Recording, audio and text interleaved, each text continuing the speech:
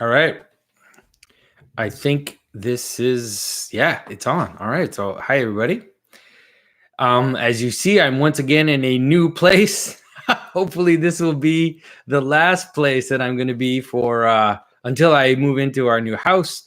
The house where we are here was also flooded, and but just less, so we were able to rent it. It's in our city, so it's close by. We are working on the plans for our for the renovations of our house. As some of you who maybe follow me closely have heard, um, because we have to go back to our house. We don't really have a choice to leave, and because we don't want to put our kids back in the basement. They don't want to go back in the basement. It was quite a traumatic experience for them to go through this crazy flood and seeing their house in the water and everything. So we are going to put a second floor on our house. That's the plan. I've already talked to the bank, and luckily I've always not have a very big mortgage. So I'll be able to borrow.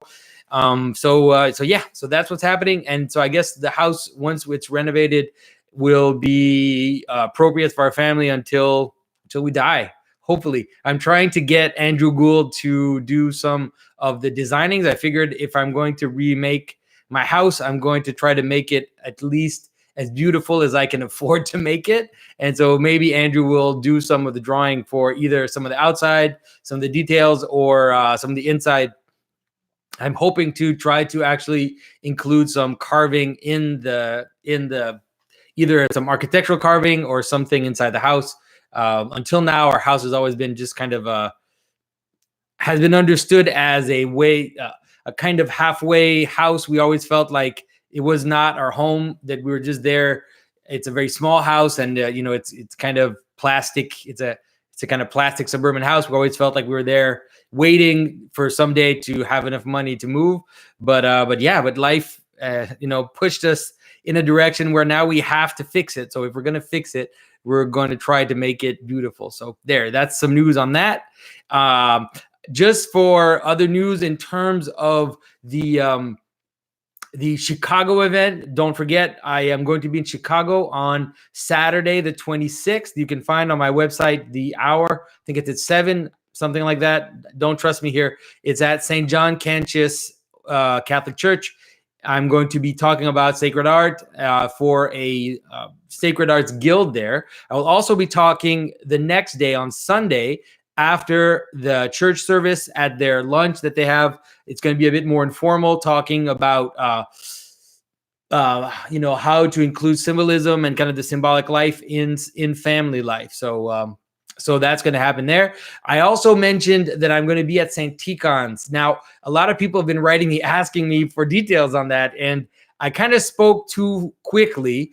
And then I checked with the people organizing the event. The event is only for the seminarians at St. Tikhon's, but also the other seminarians at St. Vlad's and the other Orthodox seminaries around Holy Cross. And so what's going to happen is the priest, Father John, who's responsible for a lot of the seminary, he saw that some people wanted to come that aren't from the seminary. And so what we're going to do is, after liturgy on Sunday morning, which is going to be the 3rd of November, I will do like a little bit of speaking and take some questions. So if you do want to come to St. Tikhon's in Pennsylvania, you can do that. Try to get there, maybe come to liturgy, and then after liturgy, I'll be doing a little bit of speaking. So that's it for the announcements. Oh yeah, one last announcement. The last video I did, I kind of knew that it was going to stir a lot of stuff. The video about there is no literal meaning. Obviously, I hope some of you understood that I was using a bit of a provocative title and speaking very provocatively. Once again, I want to reiterate that I am not implying that that everything is that it's not referring to events, that the Bible isn't speaking about events. Of course, I believe that it is. Of course, I believe the resurrection is real.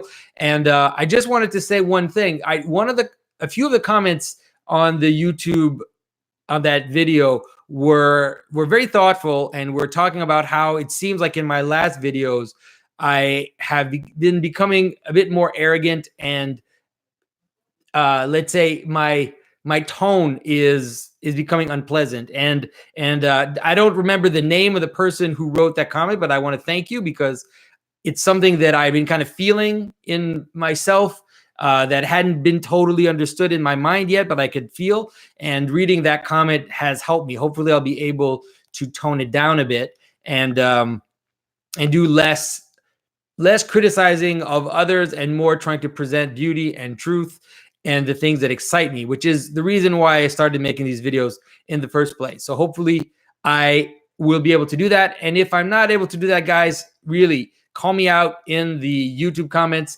I usually try to pay attention to the first few days of the YouTube comments. Usually that's when I feel like the most engaged people are writing. And then after a few days, then I stop, because then then a lot of the madness appears. On now, some of my videos, that propaganda video has like 350,000 views or whatever, 300,000 views, and now almost all the comments on that video are horrendous.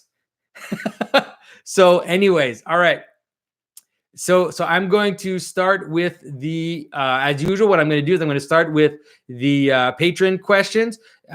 Just to remind you guys, for people who are giving at the $10 level, I open up the possibility of asking questions in advance. And then after that, I will go to super chats. We have, as usual, two moderators, Jacob Russell and Christian Chad, who I trust completely. So don't annoy them, because yeah, you won't get any sympathy from me if they remove your comments or your super chats if you write stupid stuff. All right, so here we go. I'm going to start with my website. Okay. All right. So Jimmy D Thing says, I'm curious how you feel about Philip Pullman's His Dark Materials series. They're pretty clearly an inversion of Milton's Paradise Lost, so it's on brand for something for you to explain to us who can see there's something to be seen there that perhaps we have trouble seeing or finding the words to explain to ourselves. The reason I ask is because HBO is about to start airing a new series depicting these books, and I have a feeling they're going to be popular. I have not read the books. I know about them. I know a little bit about the story and about the premises. And I mean, I don't want to speak too much because, like I said, I haven't read them. But for sure, the notion that someone would put out a book that would take Paradise Lost premise and, let's say, invert it, or show that, in fact, the Satan character is right, and that the Satan character is on the right track, or that eating the apple is right, that is completely in line with the modern way of thinking. You know, that sometimes when I listen to people like when I listen to some of the more explicit Satanists, you know, I realize that they're pretty smart, because they understand that the way that, let's say, even someone like Anton LaVey, for example, that his Satanism is basically just modern culture. He understands that a lot of modern culture is upside down, is an inversion, and is in a certain manner satanic. You can kind of sympathize. The thing is that we have to always be able to explore thought and not just react with a knee-jerk reaction. We have to be able to understand why someone would view the eating of the fruit in the garden as be sympathetic to that, because the question is, why is it a problem that we eat, that we know good and evil? You know, the snake said, you know, it's a big thing. It's something to think about. And I've actually seen people that I care about. I've seen Jordan Peterson seem to suggest that he thinks that eating the fruit in the garden was good. Now, the Christian answer, the right Christian answer, in my opinion, is the one which is given by Saint Irenaeus, and the one which is given by Saint Ephrem the Syrian, which is that God would have given the fruit to Adam and Eve if only they had obeyed him in humility. That is, if they had understood their place in the hierarchy of being, then ultimately God would have given them the fruit of the of the tree of the knowledge of good and evil as they are accessing the fruit of the tree of life. And so, but because they did so in arrogance and by elevating themselves, trying to elevate themselves into this hierarchy of being, then seeing the knowledge of good and evil made them fear what they saw above them, made them afraid of actually seeing the glory of God. That's why they cover themselves. They're hiding themselves, because by seeing the knowledge of good and evil and doing it in this, trying to lift yourself up, all of a sudden you're blinded by the, let's say, the glory of that which is above. But God, what God wanted was for Adam and Eve to understand where they were, and then God was to bring them up towards his glory. That was the purpose of creation in the first place. And in the end, God is going to do that anyways. And that's what the incarnation is. And there's a kind of a weird joke in the Genesis story, which is that the serpent told Adam and Eve, God told Adam and Eve, if you eat the fruit, you will die. The serpent said, if you eat the fruit, then you will become like God. And what happened in the end is that both happened. Is what happened in the end is Christ. And the conclusion of eating the fruit of the tree of good and evil is that he who died with humility, he who accepted death voluntarily, was the one who was God. And so it all comes together in the end in the story. Like I keep telling guys, the biblical story is there's no limit to where it goes. All right. So that's too much talking for a book I haven't read about. But maybe, I mean, if the series is good, maybe I'll watch it and I'll do some commentary. You might have noticed that I haven't been doing some movie comments in the last few months. And the reason is very simple, is because I'm just tired of the copyright thing. I got a copyright strike for my video on Spirited Away. And as you know, on YouTube, if you get 3 copyright strikes, you're out. Your YouTube channel can be deleted. And some controversial YouTube channels have been deleted through the use of copyright. And so I'm very nervous about going in that direction. I've also had on every single one of my videos about that are doing movie interpretations, I've had some kind of copyright problem, and I've had to protest, to fight it, and then finally most of them were restored. Some of them are still blocked in some parts of the world, but the Spirited Away one was taken down and I got a strike. So I'm not sure that I'm not totally sure it's worth it. Unless you guys really rail and tell me that that's what I should be doing. I feel like, at least for now, a lot of this stuff I'm talking about, talking about stories, talking about this different stuff, has been better. Maybe I could make some movie interpretations that would be less video intense and maybe just show some stills from the movies, something like that, in order to avoid the copyright problem. But yeah. So I am putting all my stuff up on the BitChute and on DTube. So if you want to follow me there, please go ahead and follow me. All right, here we go. So David Flores, I can always count on David to ask a good question. So let's see. So why are ancient evil monsters, villains, principalities so much more fearsome and powerful in stories? Is it related to the experience said evil creature, or is it something about forgotten knowledge about it? I'm not sure I totally understand your question. Like, are you asking why they're more fearsome in stories than, let's say, in our experience of them? Like, is that what you mean, David? I'm watching the chat, so you need to answer me. All right, so let me try to answer if David's not going to give me more. As opposed to like new evil. Well, okay. So one of the things that a lot of the stories do is that they condense things into an image which is beyond reference to particular time. So, for example, like there's nothing scarier, let's say, in terms of fearsome and powerful. There's nothing more fearsome or powerful than an F-18 fighter that is coming towards your village. There's absolutely nothing more fearful than a nuclear weapon or a helicopter dropping napalm on some village in the jungle. Like, there is nothing in the ancient world that is more terrifying than that. Now,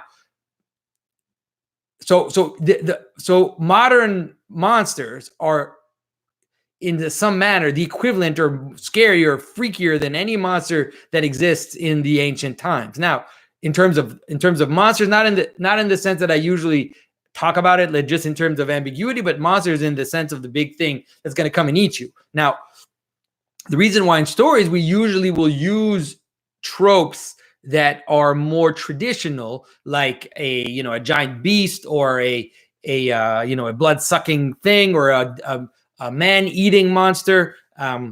For sure, man-eating is one of the best images that you can get of a monster. Fire-breathing dragon, all this stuff is because it connects all the levels together, right?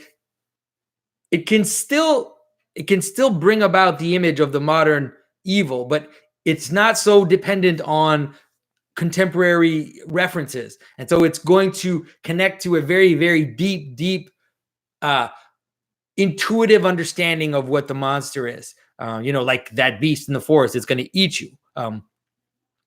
So I think that's why, let's say, the monsters that in stories look more powerful in terms of the fact that they also, one of the things that they do is that they'll usually have a character which is extremely powerful and extremely evil and extremely all of this, and that character has powers that he can, that, like Voldemort, for example. So Voldemort is the person doing the magic. He's also this scary, freaky character. He's terrifying, all of this. Now, because when a helicopter drops napalm on a village, the person behind that, or if a drone, blows up some pharmaceutical building in the Middle East, the person behind the drone is somewhere in America. And the person who's actually controlling the video game drone is not even the person who's willing that. The will comes from somewhere else. And so it's hard to represent that so that everything comes together. But if you want to represent it so that everything comes together, then you have the evil sorcerer who's doing it himself, right? Who's standing there and he's shooting electricity out of his fingers or whatever. But there's no difference in terms of the insanity, in terms of the devastation that we have. The same thing today. We have worse today.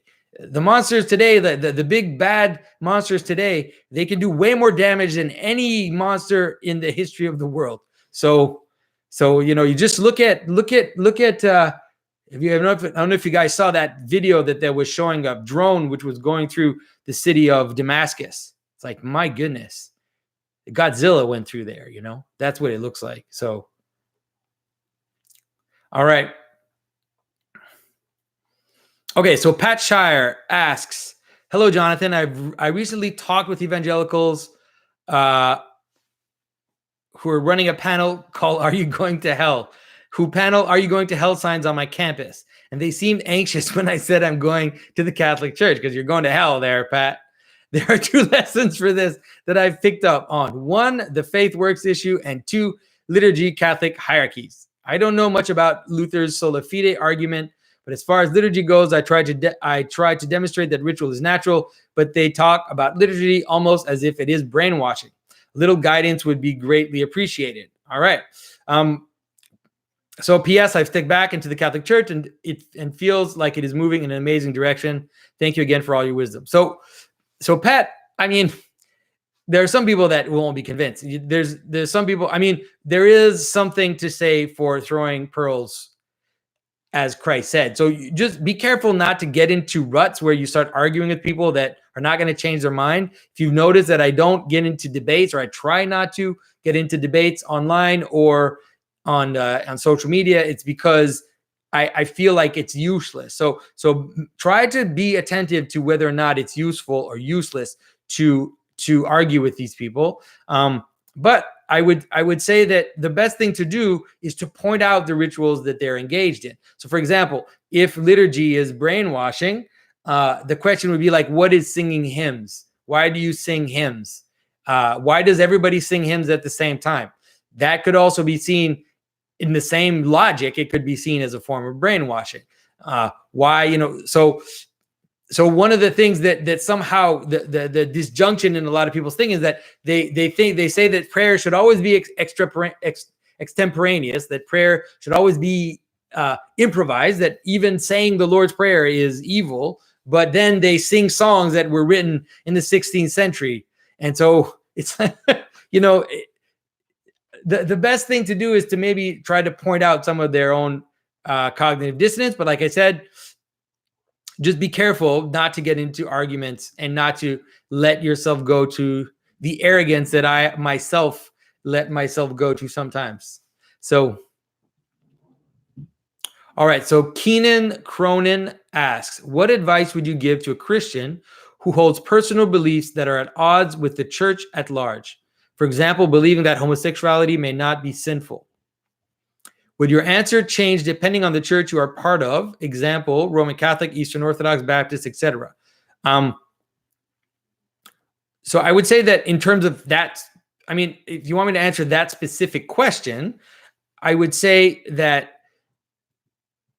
the answer should not change based on the denominations you mentioned. There are denominations which we call liberal denominations, or mainstream, mainline Protestants, you would call them, who have changed the way that the church is teaching on that question.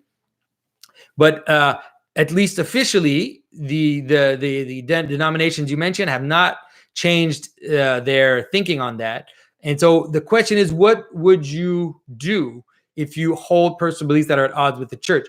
I would say that the best thing to do is to just walk humbly, step by step, and to not pretend, to not lie to yourself, to not lie to others about what you believe and what you think, but also not to try to change things. That is the biggest problem, is that we all of us sometimes will have some thoughts or some thinking that we think, this thing, I'm not so sure about this, I'm not so sure about that. And I think the best thing to do is to just walk slowly and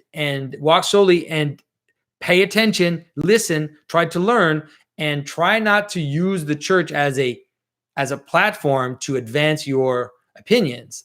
But I think that it's normal for most people, especially in terms of secondary questions like that. I mean, there's a difference between doctrinal questions and then moral questions. Not that it isn't important. It is important, but I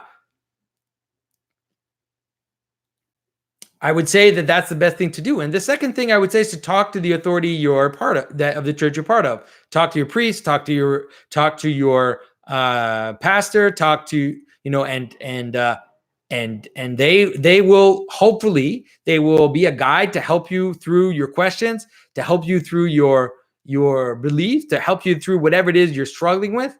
Hopefully that's the case. Sometimes it's not. I'm sorry when that happens, but I would say to be honest and humble. Those are the best way to go. If you're honest and arrogant, then that doesn't help, because then it looks like you're just trying to change everything to fit your own personal opinion. If you're humble but you're lying, that's not good for your soul. So that's the best way. That's the best thing I would say to do. All right. All right. So Jesse Blaney asked, hi, Jonathan. Hopefully these two, so we got two questions. All right. Yeah. So first, our less heavy questions this round. I'm wondering if you have explained the icon that you use in your website and YouTube thumbnail. No, I've never explained it in a video. Maybe it's because I just think it's self-evident what it is.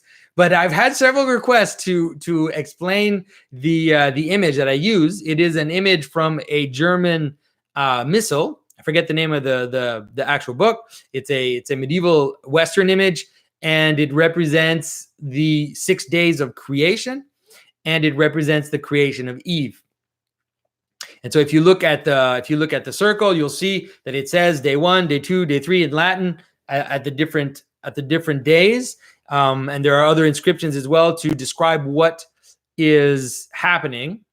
And then in the center, you have Eve, who is asleep, and you have Adam that is asleep, and Eve that is coming out of Adam. And I chose that for many reasons. First of all, because of the 6 days were very beautifully represented in this beautiful thing, and the creation of man represented in the center. But I also represented it because of the creation of Eve. As you've probably noticed, a lot of my efforts have been to talk about feminine symbolism in kind of critiquing some of the way that it's presented in modern world, but also trying to give a beautiful and powerful alternative to what is being presented in our culture. And so that is also one of the reasons why I chose that image. But if you guys want, maybe I can make a video where I can actually have it on, and the image, and then go through the days. Maybe do a little bit of the symbolism of the days as well. Maybe something like that. All right. So Jesse also asks, in your last video on rituals, I think I heard you make a reference between rebellion and a form of cultural appropriation. The link had to do with youth pastors and what they dress like. What do you believe is the dividing line that separates honor and dishonor? Another way the question might be, what is a guiding principle for Christian encountering forms of cultural appropriation? So I don't think that my problem was cultural appropriation in terms of the youth pastor. It was mostly the desire to use the tropes of being informal, use the tropes of kind of punk rock culture or rock and roll culture, the certain imagery that is very typified, that we know, we can recognize it. We know what it means when somebody dresses like that. We know what it means when somebody acts like that. And then so the youth type pastor will take on those tropes in order to show some kinship with modern culture. And I think what I was criticizing was that. Now, in terms of honor and dishonor, I would say that the thing about honor and dishonor is that it's all about situation. Everything is about situation. That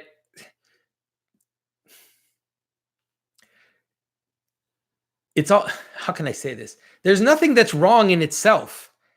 There's nothing wrong with wearing ripped jeans, dude. I wear ripped jeans when I'm working.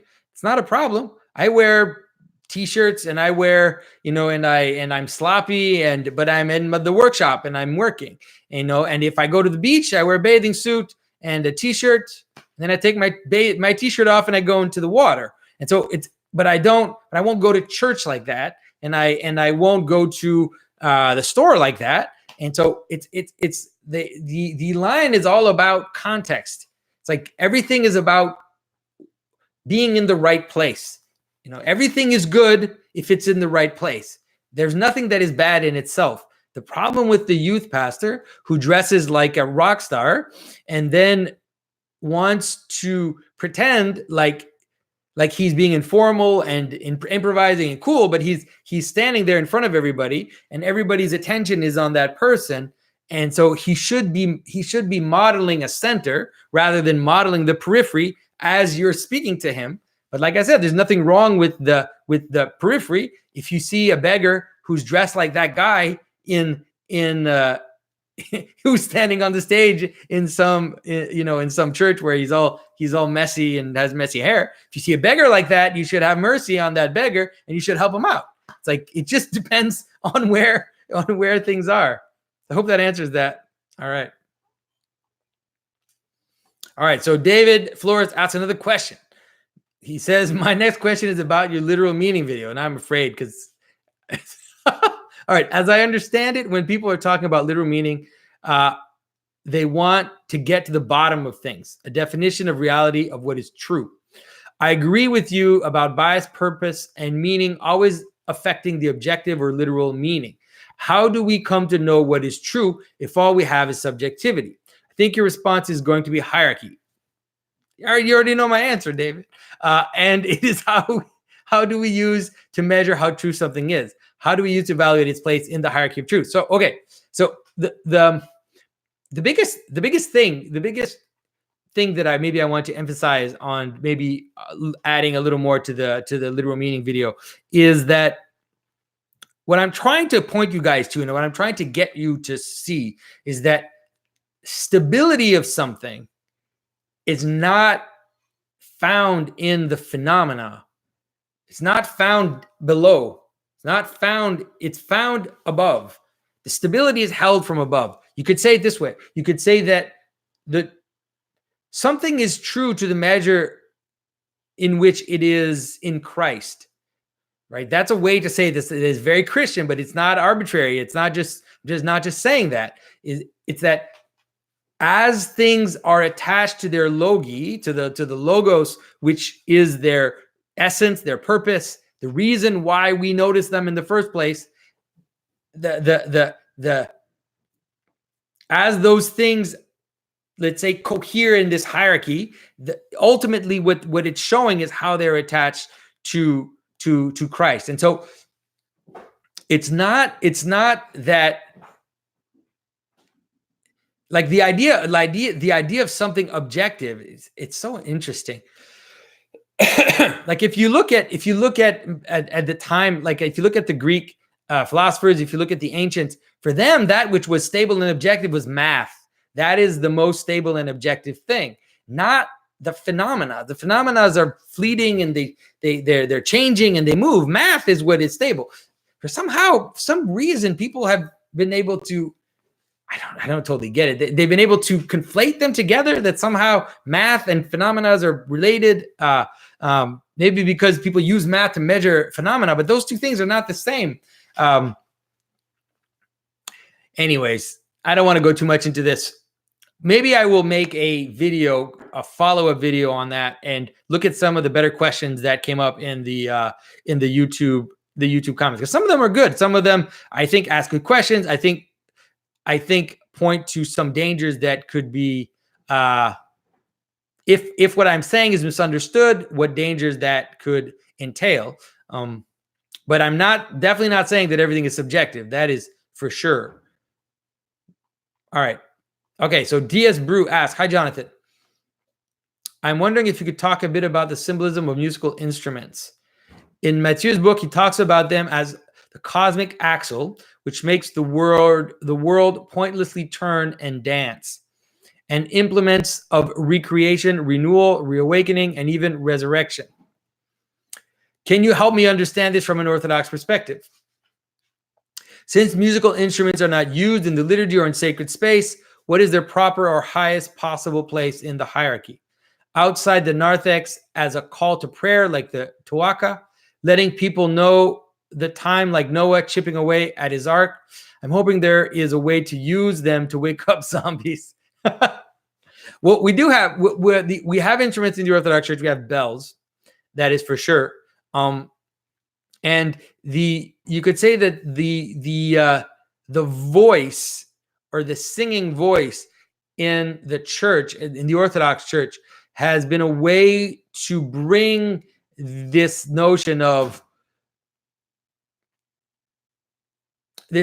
turning, you could say, this notion of pattern to its highest level, because the musical instrument has a form of externality. It's a garment of skin, and you can see that in Genesis, because the musical instruments are come from Cain's lineage, and so there are these garments of skin.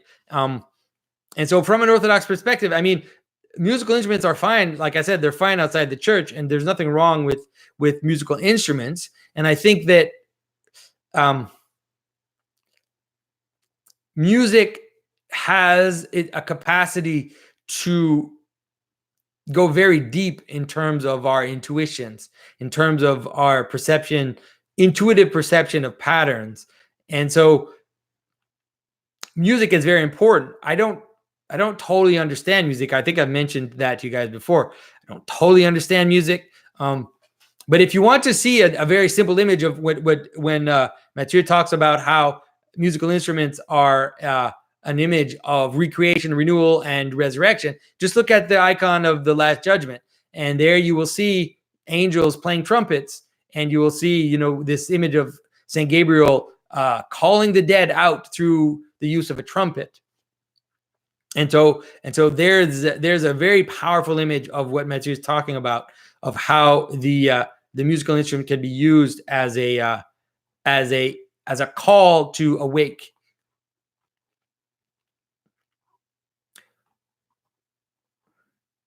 All right, so Jacob, our moderator, asked this for someone else, for Dionysus, who frequents our Discord group.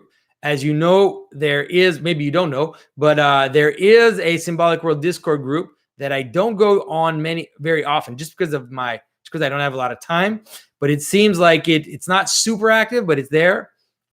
If you're really interested in it, the best would be to go in the Facebook group and talk to Jacob. I think he holds the keys to that. Okay, so Dionysus says, this is for my video on rituals. What you pointed at regarding rituals is very true, but I believe attention needs to be directed on the pitfalls of ritualistic behavior.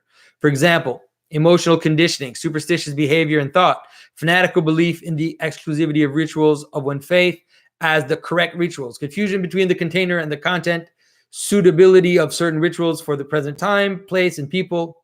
I am skeptical of taking part in formalized rituals because of these, in my view, very important issues. Would love to hear your thoughts on the subject. Thanks. All right. So I agree. I agree that there's such a thing as an empty ritual. Obviously, there's always such a thing as an empty form or an empty exterior form. That is, of course, why Christ is always talking about hypocrisy. What Christ wants is not when people see Christ as a revolutionary who wants to remove the forms, you're going to run into problems, because there are many places where he affirmed them, although there are also many places where he criticizes them. The best way to understand it is that what Christ wants is for a unity of logos with the world. He wants what he is. He wants the unity of the spiritual and the material, physical, particular together. And so that is the best ritual. The ritual, of course, ultimately we try to both engage in the outer form while having disposed ourselves in terms of the inner form. Now I think that in terms of Christianity, I would say that for sure baptism and communion especially are two rituals which I think are not temporal. I think are not they're so basic. The idea of eating, the idea of bathing or going down into death, down into water and coming out, those rituals really they are universal. They're not time specific or culture specific.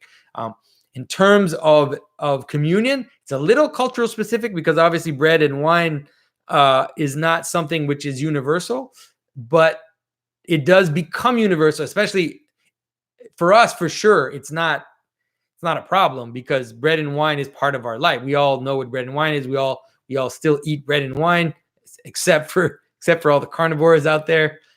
You can make an exception for communion, I'm sure. And so I would say that saying that you don't want to be involved in ritual is a little bit naive, because, like I said, ritual is an inevitable part of life. And so if you are not aware of the rituals you are part of, you will be engaging in rituals that you're not aware of. You will become a slave to bad habits, to ritual behavior that will be there despite yourself. And so it is best to understand that ritual is inevitable, and then engage in ritual with your whole heart, like engage in Christian ritual with your as much as you can with your entire being. And that's why, like in the Orthodox Church, you're supposed to go to confession. You have to have some kind of prayer life. You have some accountability to going to communion. You can't just go like this. If you do that, you are breaking what's supposed to happen. You're supposed to have some kind of spiritual life, someone following you, someone helping you along, so that the ritual doesn't become just an empty form. All right. Okay. So let's move to Subscribe Star.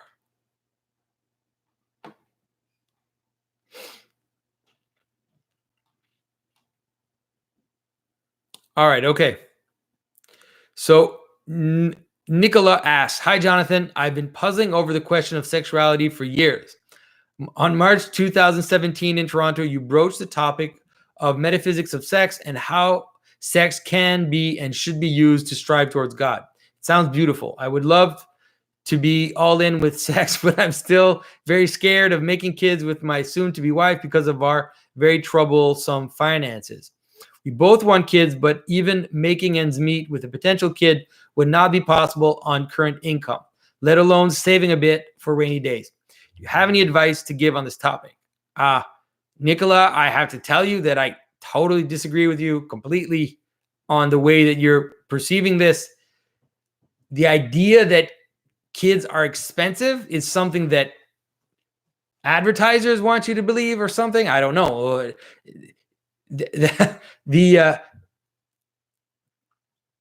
If you have, first of all, if you have a child, hopefully your wife will breastfeed that child. Yes, there are the cost of diapers. You can have, our first kids, we had washable diapers. And there are always people out there to help those who have kids. And so if your only reason for not having kids is financial, then I would say that just look around you and you will find all this type of community help. You can find all these things secondhand. Almost everything you can find secondhand, because people have kids and they get rid of the stuff that they had with kids, and they all have one or two kids anyways. So all this stuff, baby stuff, you can find on secondhand pages. I would say that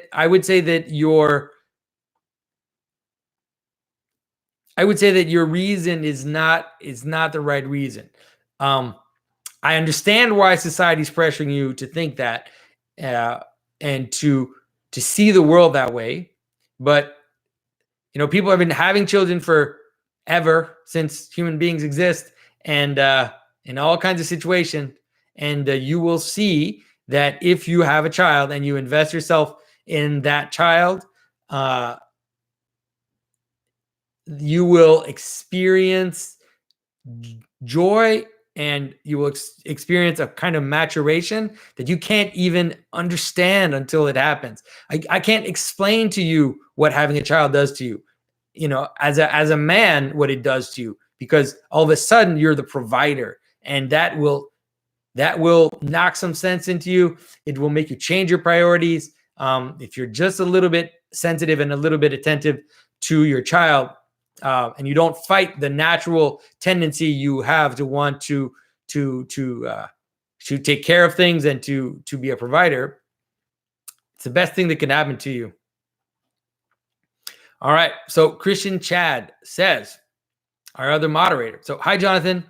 Do you think we can ever return to a version of the medieval ancient world?" Wow, man. For example, a world with buffer zones between ideas, identities, and places, a world where authority was rare but brutal, and most of life was in the shade instead of constant surveillance. If we cannot return to it, what is the new direction we should take? I'm sorry, I don't have a good answer for you there, Christian. I don't think that, at least not in the foreseeable future, that's going to happen.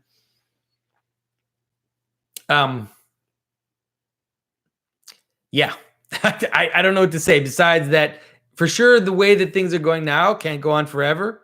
But I don't see that. I don't see us returning to the ancient world, or the type of structure that you described, at least not in the short term. So what can we do is I think that we have to create small spaces. We have to create remnants of subtle existence, remnants of community, remnants of that's like a family is awesome because you can do that. You can have a family which is both that has a form of strictness in terms of expectation, but also has love and compassion and understanding for aberrations and for weirdness, all the while keeping a line on what's acceptable and what is not. So you can do that in a family. So I would say have a family and try to find like-minded families already. And, find a church, find a good church that is going to be able to support you in that vision. So Christian also asked, hi, Jonathan, have you read anything by Nassim Taleb? His writing on religion helped me get over my early atheist phase of religion is unreasonable. I also find his idea of Christ having skin in the game an interesting explanation of the Trinity. I haven't really read anything by him. For some reason, he follows me on Twitter. I don't know how that happened. At least his behavior on Twitter is really extreme. I'm really surprised at how aggressive he is and how he just kind of goes after people and calls everybody frauds and everybody charlatans and everything. So I don't quite know what to think. Like it doesn't give me the desire to read his stuff, but maybe I should, this idea of skin in the game is for sure a good idea in terms of understanding understanding why people act and understanding, motivation. All right. Yeah, I always say if you want people to be involved in something, don't give them everything. Ask something of them. It's like that'll make them involved. If they've actually put their own sweat. That's one of the reasons why people have to give money at church. It's not, if you had like a billionaire in your church and he could finance everything in your church, you should still give money at church, because when you give money to church, oh my goodness, it changes your perception of your place there. You feel like you're part of it. You feel like this is yours. Like you've got skin in the game. So maybe I should read his thing. All right. Hi, Jonathan. What are your thoughts on the idea of received visions? I'm a visual artist and often have ideas come to me fully formed, as if a cartoon light bulb turned on above my head, except it's illuminating a fully rendered image, sometimes scenes containing imagery with deep symbolic meaning. Some that I've told about this experience say these are visions, but I'm struggling with the term because it seems too high, all while calling them pictures seems too low. Thank you for your time. I appreciate your perspective. I agree that, I don't have a problem with having visions. I think that people can be connected and people are, not everybody, but a lot of people are like tuning forks, and they can catch some patterns. They can kind of catch them and see them, or they can engage them, or they can manifest themselves to them. For sure. So for example, in the Orthodox tradition, visions are definitely part of the tradition. There are many stories of visions, saints having visions, sometimes whole churches having visions. All of these things are possible, but at the same time, the fathers are always warning us to be wary of visions and to be careful for several reasons. One is that they can make us boastful. Second of all is that when you're like a tuning fork, and it's like how can I explain it? It's like you put out your antenna and you can get these visions, but it's not clear all the time what it is that you're catching.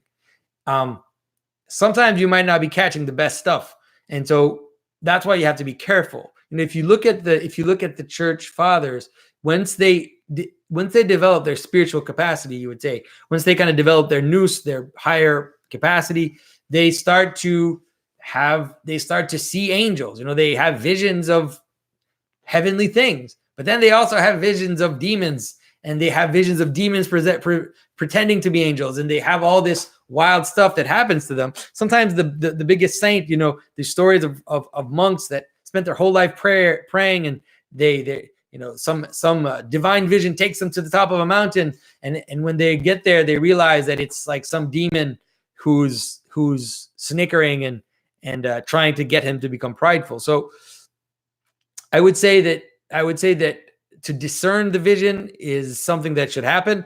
Hopefully you're a part of some church. Hopefully you're part of a tradition where you can ask advice about that. If not, then I don't know, man. It's tough. It's tough because, it's the same with the whole psychedelics thing. It's like, I don't know. I've never taken psychedelics, but if it's true that psychedelics somehow can open up that antenna where you can all of a sudden, let's say, perceive patterns and perceive beings that are not physical, that you can suddenly see them in your mind or in your, I don't know, whatever, that you can perceive them in a different manner. It's like, man, just because you take a pill, like you haven't at all worked on being able to discern the patterns. Like would you be able to tell the difference between an angel of light and the devil as an angel of light? Like, I don't know, because I don't know. So I would say don't think that it's not necessarily just an illusion, but I would just say to just try to stay humble about it, and to try to discern what it is that you're perceiving. All right, so we're moving to Patreon. Let me just see, because sometimes people write these last minute questions and I haven't refreshed, because I don't necessarily refresh the questions. Sometimes I might miss something. All right. Okay, so let's move to Patreon.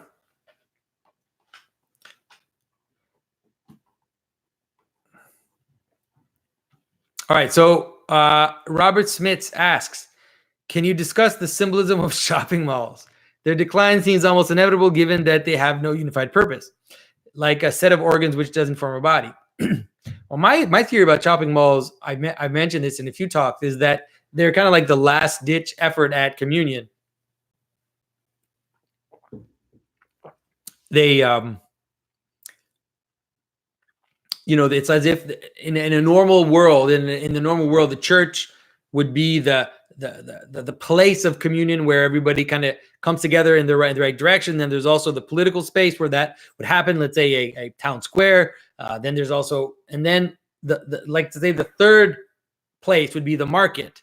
And so the shopping mall is kind of like the last version of that, in terms of creating a space where people can come together, but to buy stuff. So it's kind of like a market, but because the church is going away, and because let's say the public square is going away, then the shopping mall has, for a while, kind of took on this kind of monstrous or gigantic space. And so I think, like you said, I think you're right that they're going to go away, because once the highest thing starts to degrade, then you don't see it at first, but the things start to degrade all down the hierarchy. And so you think that, it's the joke. It's like you think that when the king when the king displaces the priesthood, he thinks that, aha, now I've displaced all those pestering people telling me what's right and wrong. He takes the power, but then he's got the bourgeoisie right there waiting to come and get him. And when that happens, they're like, aha, we finally got rid of this political moron. Now we can do what we want. It's like there's other stuff, lower stuff still on the bottom, that are going to come up and devour you. So yeah, that's what's happening. That's what's happening with the shopping malls. So Norm Grondin asks, why does Jesus continually perform miracles in the Gospels, but then immediately tell those he heals not to say anything about it? There's a few things. I've been thinking about this a very long time. I don't think I totally have the answer for this, but I will give you my little tidbits. there's a mystery related to the idea of the secret. It's as if this is hard to understand, because it's as if the center has to be hidden. The center has to be secret for the world to lay itself out properly. You'd think, let's say, in terms, if you were just using reason, you'd think, well, wouldn't the center have to be visible? Like, because that's the thing we're all turned towards. Like, that's the origin of everything. But because the center is actually not the thing, it's like, because the center is the cause inside, or it's the hidden pearl. It's not the, it's not the actual thing. Then it has to be hidden, because it's the intention, it's the logos, it's the spirit of something. It's not visible anyways. So there seems to be something about that in the fact that Christ is asking to hide his works at the beginning. And then it's like a seed. It's like Christ is planting the seed all the way through the story of the gospel. And at first it's like hidden, and then it has to die. And then it fills the world, something like that. So I don't know if this is making sense to you guys, but to me, that is the best understanding I've had of that. All right. So Norm Gonet also asked, can you please discuss the symbolism of Galatians 2:20, particularly the idea of having been crucified with Christ and that Christ now lives in him? I've been crucified with Christ and I no longer live, but Christ lives in me. The life I now live in the body, I live by faith in the Son of God who loved me and gave himself for me. So Norm Norm is bringing that up because I mentioned that in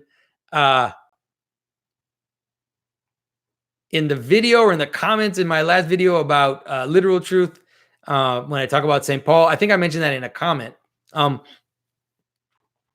So what is the symbolism of that? The symbolism of that is Christ is showing us the source of reality. Christ is exemplifying the way in which the world actually works. He is the source. He is the finality of everything. And so the idea is that ultimately we want to all be that. We want to participate in Christ. To participate in Christ, to be crucified with Christ is to enter into the Holy of Holies. It is to enter into the garden. It is to eat both the fruit of the knowledge of good and evil and the fruit of the fruit of the tree of life. All of that together. And so we are meant to become little Christ. That's what the word Christian means. The word Christian just means little Christ. That's what we're meant to be. And so Paul is expressing how he is he's seeing how he is participating in Christ, and how he has given himself completely to Christ. And so it's not him who lives, it's Christ who lives in him.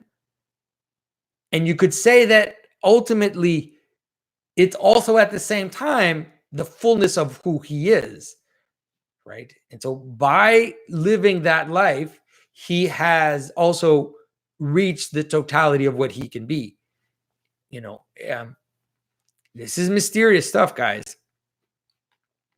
So I don't know if I can say any more about that. So Anjo Terpstra asks, how do you regard the Gospel of Thomas in your worldview? How do I regard it? I mean, there are some good things in the Gospel of Thomas. I think there's some things that are interesting. There are some things that are heretical.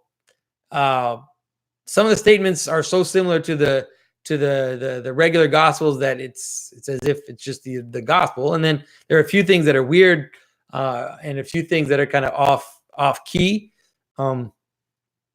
But I mean, I don't mind I don't mind a lot of these books. I keep telling people I don't mind if you read all these weird books that have been found. Sometimes it can make you ask questions that you wouldn't have asked. It can provoke some thought that you wouldn't have thought of. I always just tell people to just bring it back to the fathers, bring it back to the church. Like, you can look at things in the periphery of your vision, and get something from it. You don't have to bring it into your heart. Like so I think that's not like the Gospel of Thomas, that, the Book of Jubilee, all these books that were kind of found, this kind of return of the Book of Enoch that everybody thought was gone forever. I think is useful. I think some of it is useful, and then some of it is not.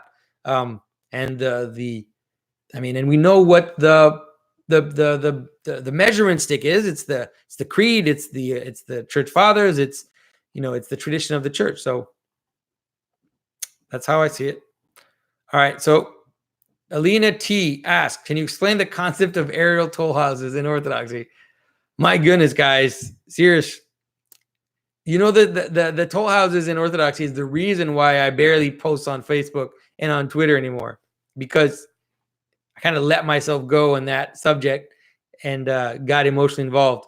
So the aerial toll houses in Orthodoxy is a tradition, which is not, it's what we call a theologumenon. That is, it's a pious tradition. It has not been proved by any council, by any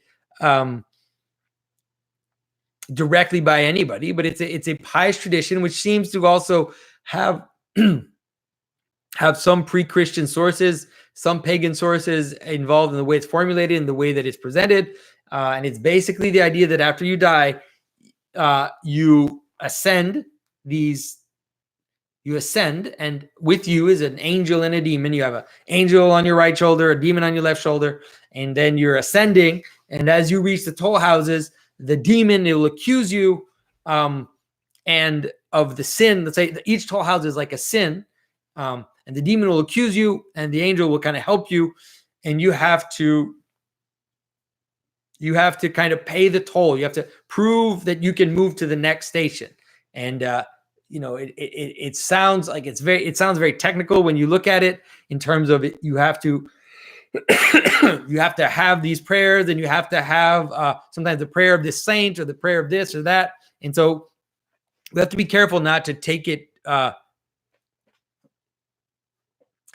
We have to be careful how we take it. I think the best case scenario with the toll houses is this notion of a ontological hierarchy which exists and which exists now. It doesn't just exist in after death. It's happening now. I keep telling people you're going through the toll houses now, not just after you die, but everything that you represent after death is like a projection into totality of your life. So it's like what you do now is represented symbolically in these toll houses that are after death, that you ascend, and that you have to, that you can ascend, but you can also descend. And so one of the things it does is, one of the dangers of it is, of course, to get too caught up in the details of it and to see it as this technical thing that you have to have so many prayers and you have to have so many things and you have to do that. Like, that is, I don't think that's the right way to understand it. But if you can understand it as just this basic notion of a hierarchy, that you're ascending, and that the prayers of the saints and the prayers of those around you helps you, and that the good you do, and all these things are part of this ascent of this hierarchy, then it doesn't really bother me that much. And what it also does is that you need this ontological hierarchy, because, and that's also one of the reasons why Catholics have purgatory. And purgatory has the same problems as the toll houses, in terms of if you take it, if you get too caught up in the details and technical aspects of purgatory and all these years and whatever and everything, it's that's problematic. But if you understand it as the notion that there has to be transformation for you to come into the life of God, that it's not just that you believe these things and that you're with God. It's like, I don't even know what that would mean. It's like, I'm in heaven,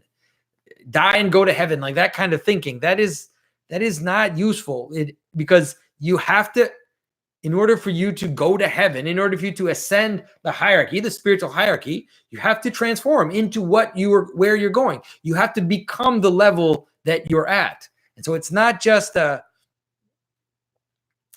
this arbitrary thing that it's like if you believe something, you die and you all of a sudden you're with God.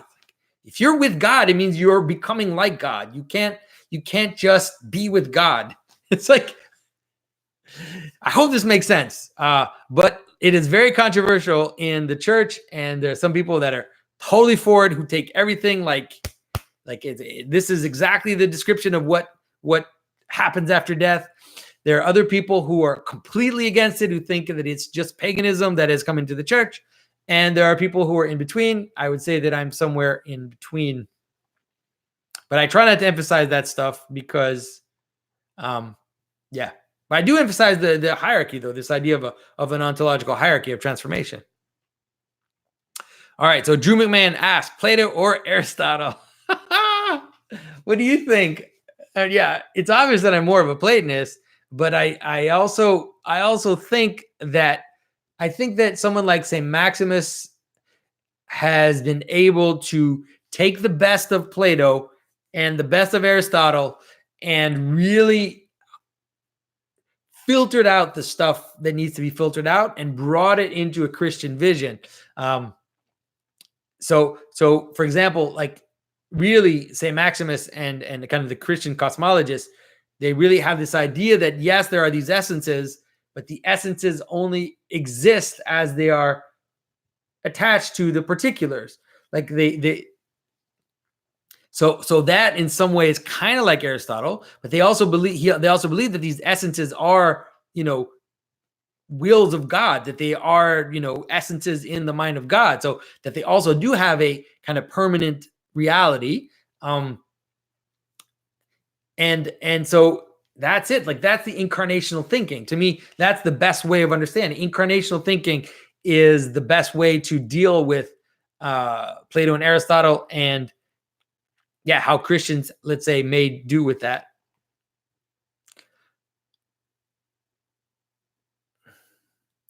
All right, so Mark Peters asked, Jonathan, do I have this right?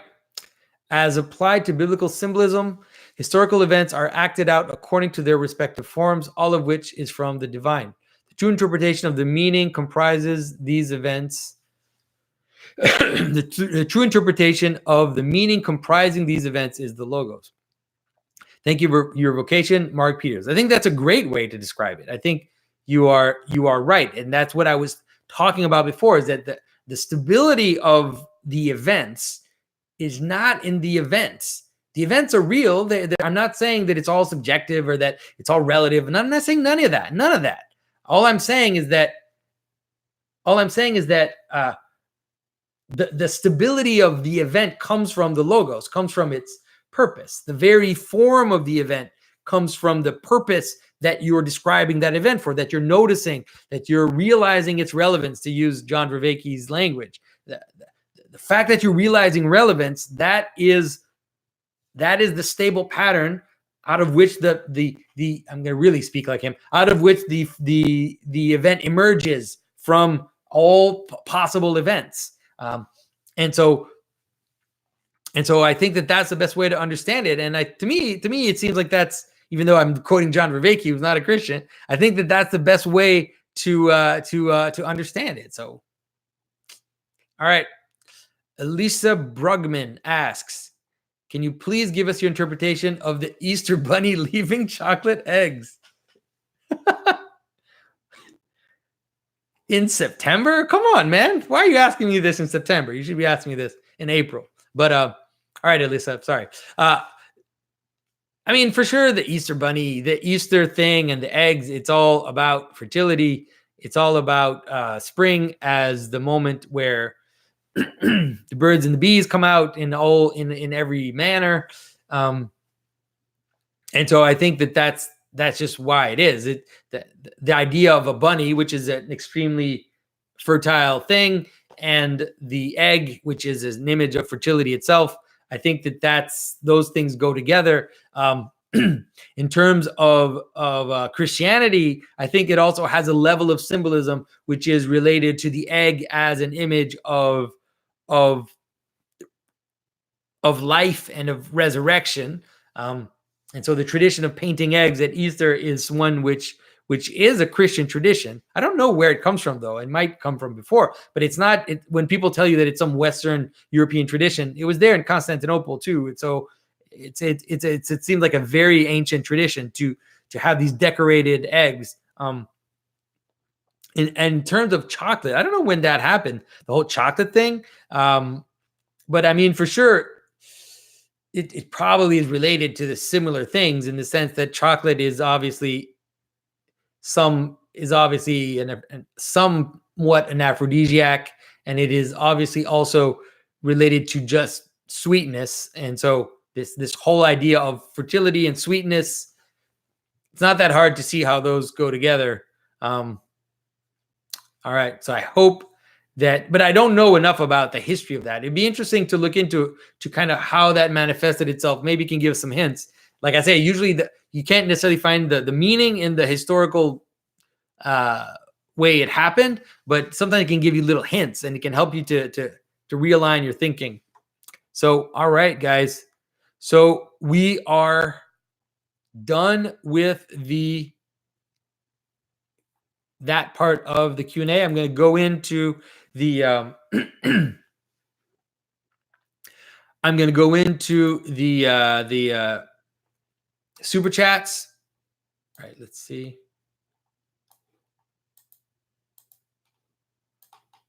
So I hope everything in the chat is going okay. I really struggled to stay on top of the super chat and the chats at the same time. All right. Here we go. So Virginia Charlotte asks, would you be able to explain the key symbolic differences between the understanding of the Holy Trinity that the Orthodox and the Roman Church hold, i.e. procession of spirit? Am I on the right thing here? i.e. procession of spirit and son from father versus filioque. Well, I don't have them all. Sorry, I need to refresh this again, guys. Sorry. All right, okay, so here they are. That question was real, though. All right. All right, so to explain the Holy Trinity, the difference between the Orthodox and the Roman Catholic vision of the Holy Trinity. Well, man.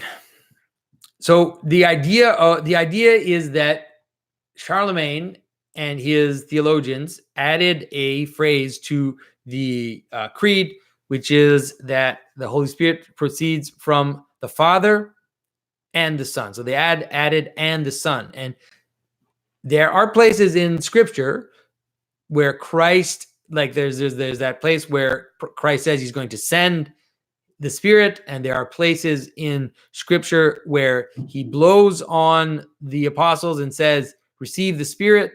And so it seems like those are the verses out of which the Western Church wanted to add and the Son.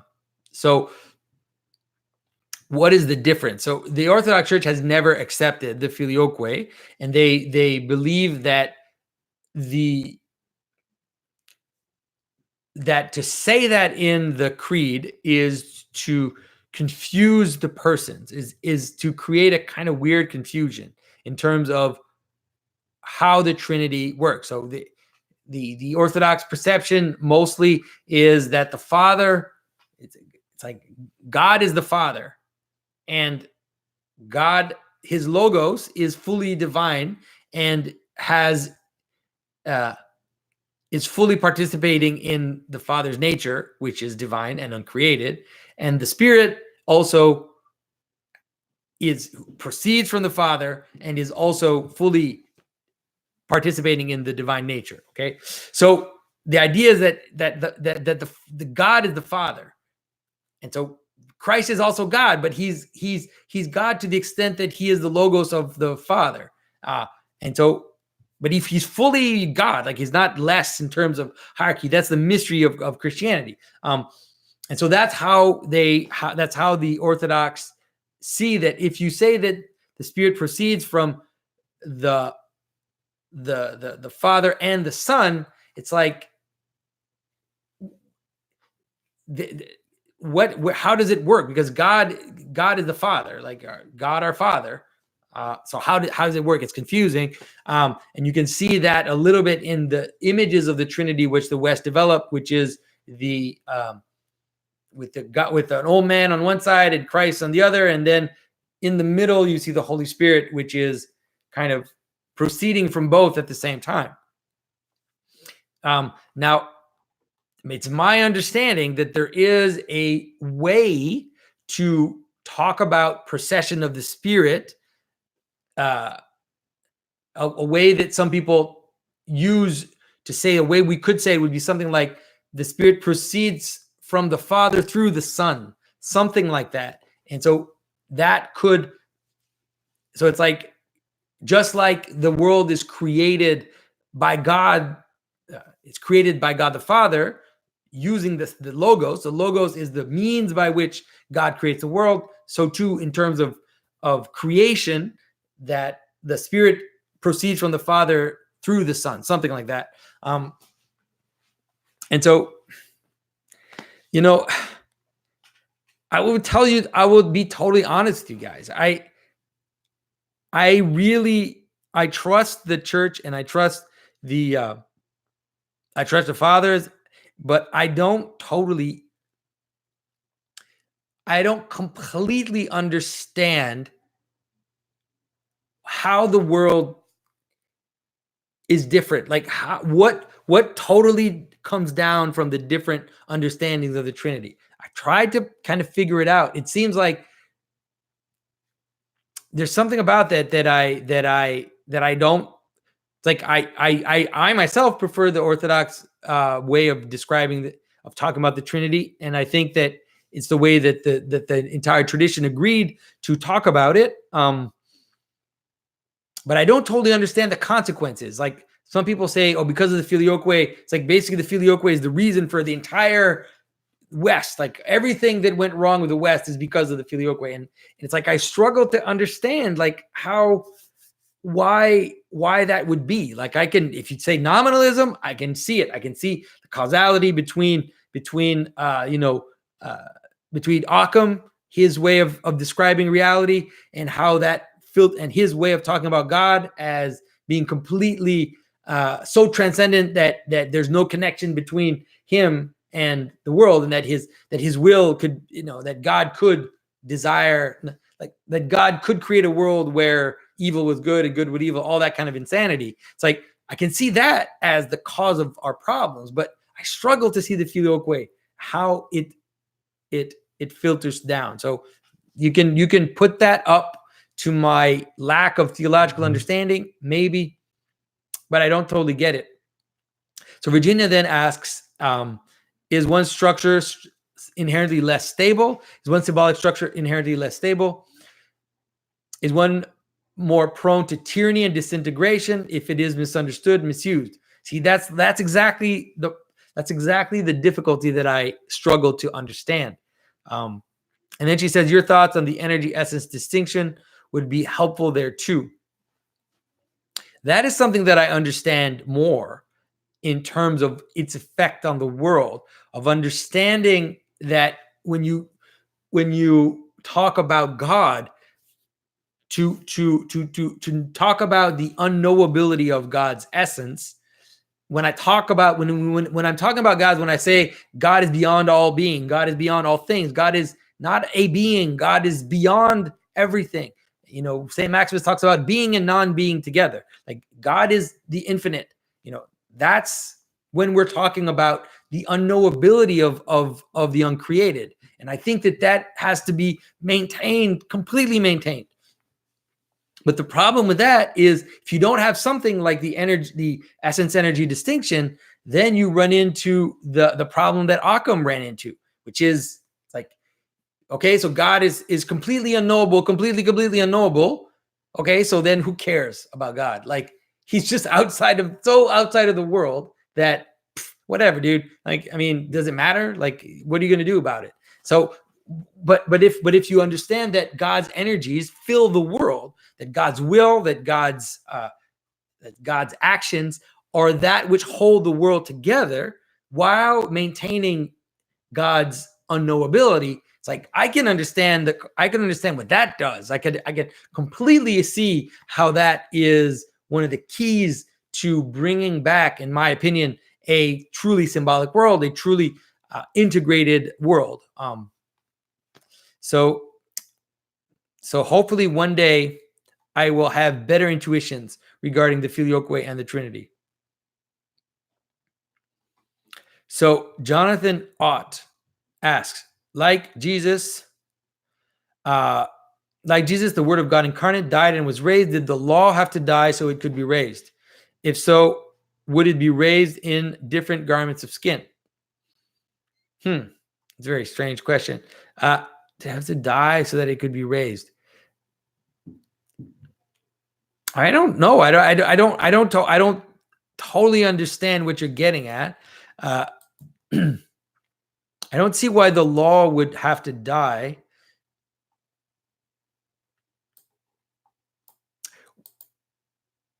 Yeah, sorry, man. I think that for sure the law is transformed in terms of what Christ brings to the world. It's as if one of the things that Christ does is he's constantly showing the logos of things. He's constantly pointing to the meaning, pointing to the purpose.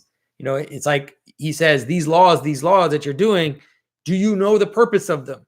Do you understand that, you know, you pay the tithe to this and to that, but the fact that you're not helping your neighbor means that you don't understand the purpose of the law. You don't understand what this is aiming to. And so he wants to realign the law. We talked about that before today. He wants the outer performance to match the inner purpose. That's what Christ is doing. And so there's a kind of transformation of the law which happens in Christ. Interestingly enough, sometimes there's a flips. Sometimes there's a weird kind of like a flip. But maybe I'll make a video about that one day, about how there's some laws that flip when Christ comes. All right. All right. So Christian Chat asks, hi, Jonathan, any updates on Jordan's health? No, I don't have any updates on Jordan's health. I had been having a few little messages from him once in a while when I would just write him and I was mostly concerned with his wife's health, and I didn't know what he was going through. So since I found out that he's gone to rehab for this this prescription medicine that he was taking, I haven't written him. I'm not sure. I don't know. It's like I'm wondering if I'm just not sure if he wants to be bothered or if he wants to be left alone. So so I might write him a little note or something. We'll see.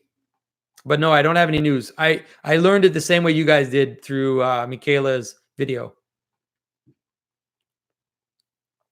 All right, James David. Please discuss the validity of scheduled liturgical fasting. Seems it may be structuring, masculinizing something which is inherently nousetic. What? Feminine? The act of fasting. I don't understand why the act of fasting is feminine. I would say that, on the contrary, I think the act of fasting is very masculine, in the sense that the act of fasting is a desire to line up the body. It's a desire to not be dominated by the belly. And so And so that's why, that's one of the reasons why we fast. You fast in order to show how dependent you are on your desires, on your belly and all of that, and at the same time try to master your desires and body. So yeah, so to me, I don't see it as something that is feminine. In terms of the schedule, I mean, usually we fast before an important feast, like Pascha or like Christmas. It's as if it's a kind of spiritual discipline, a spiritual preparation in order to fully be able to participate in the, let's say, the glory of the feast, or the, when you're deliberate about your actions and you're disciplined and you're focused, once you're then, let's say, once you reach your goal, which is the feast, it's going to be it's way more precious than if it was just handed to you.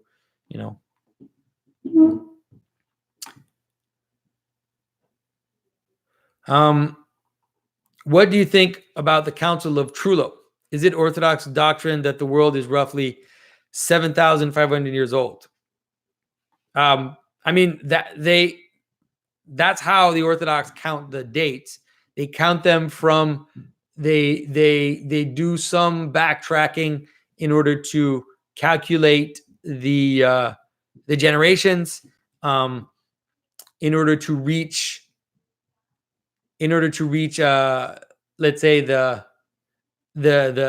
beginning of Genesis. So is it Orthodox doctrine that the world is roughly 77,500 years old? Well, is it doctrine? I mean, it's definitely Orthodox tradition. I think that our world is 7,500 years old. I don't have a problem with that. It's pretty good, actually. It's pretty good estimate in terms of understanding when any memory that we have, any tradition, any actual connection to the past that we have seems to not go beyond that. So to me, I don't have a problem with that. I don't know if that makes sense. Like we don't have any tradition which goes before, let's say, the beginning of the Mesopotamian culture, let's say, or the beginning of we don't really have anything before that. Anything which is before the beginning of the great cities in Mesopotamia, the cities in India, the cities in Egypt. In Egypt is really, it's a broken line anyways. We don't really know what Egypt is about. Honestly, I don't think so. So that's the longest line you can find, is going about 7,500 years old. So I would say our world is about that old, no matter how you look at it. I'm probably confusing you guys by saying that stuff. All right. Okay. So Travis Jordan asks, seems like Rumpelstiltskin had power while he was anonymous, and knowing speaking. Travis Jordan, by the way, gave $42. My goodness, Travis, dude, that's amazing. Sorry, I was surprised by that. It seems like Rumpelstiltskin had power while he was anonymous, and knowing speaking his name then subordinated his power. How do you see the realm of the anonymous and naming? Yes, exactly. They're not knowing. Being anonymous can give you a certain amount of power. That should be obvious to anybody who uses YouTube, anybody who goes on message boards. Being anonymous can be extremely powerful. That's why 4chan played a role in electing Donald Trump. I mean, my goodness, talk about power. And so anonymity has a certain kind of power, and it has a revolutionary power. It has the power to change things secretly, and flip things around. That's what anonymous power has. And then naming is the solution to that. It's not that complicated to think. It's like if you want to change the established order, or if you want to have power on the established order, it's best that you act in the dark. It's best that you're a spy, you're a double agent, you've infiltrated something. All of these images of an anonymity are revolutionary images of gaining power from a hidden place in order to take over, right? In Rumpelstiltskin's case, to get the king, to own the king. That's what Rumpelstiltskin wanted. He wanted the child of the girl, but ultimately what he wanted was the child of the king. And so he wanted to through a hidden process to infiltrate and to get the next king, right? And so that is, and naming is the opposite power. Naming is the power of shining light. You discover that Watergate was, that they were secretly taping the Democrats, and that they were getting information on the Democratic convention. And so you shine the light on that, and you expose their misdoings. And by doing that, by naming what was hidden, you are able to take away its power. So that's why when she names him, she takes away all his power, because Rumpelstiltskin is ultimately a revolutionary character. All right. Let me see. So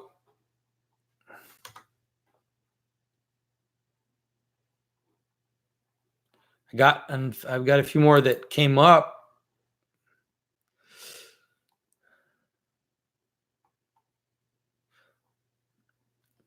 All right, Drew McMahon asks, do you have a specific definition of truth that is most correct? Aristotle, Aquinas, etc. JBP's that which is best for survival or something like that seems to miss the mark. Yeah. Do I have a definition of truth? Man alive, that is really tough.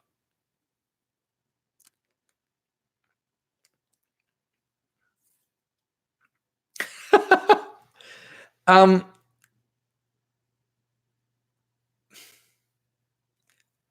would say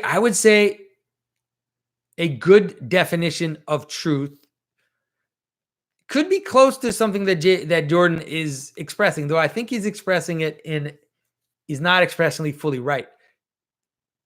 A good definition of truth, I think, could be something like that which hits the mark. So if transgression is that which misses the mark, truth is that which hits the mark. So truth is when it's kind of incarnational. It's like when the invisible aspect of something and the visible body that it has, not necessarily visible, or let's say the body that it has fits together. When those get separated, that's when we have a problem with truth. So that's when you get hypocrisy. That's when you get lies, is when you say one thing and you do another. That's a lie. When the thing you're saying doesn't fit the body, that's untrue. And so when those fit together, to me, that's what's true. It doesn't necessarily refer only to physical phenomena. When I mean a body, it can be any kind of accumulation of particulars. That's as good as it's going to get for me. If you're trying to pit me up against Aristotle and Aquinas, have people coming for me. All right, so Barry Cavett asks, do you think time being made of the past, the present, and the future could be related to God being made of the Father, the Son, and the Spirit, respectively? So that's the famous what's his name? I should know because Jordan named his church after that. Forget his name. Somebody remember that guy? Anyways, no, I don't like that idea. Honestly, I really struggle with that notion. Yeah. So I think that there are different kinds of threes in terms of the past, present, and future. I think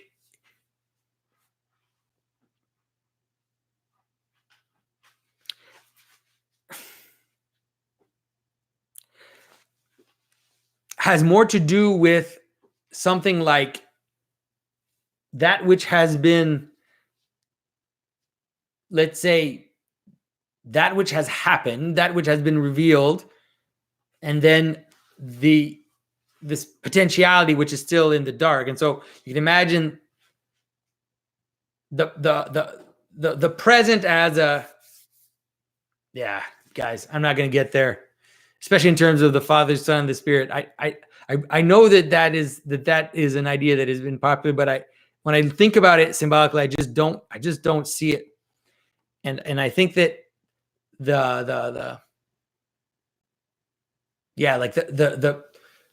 past and present there's a different kind of a three, which is more like the center and two sides. And I think that is closer to what the past and the present is. Sorry, guys.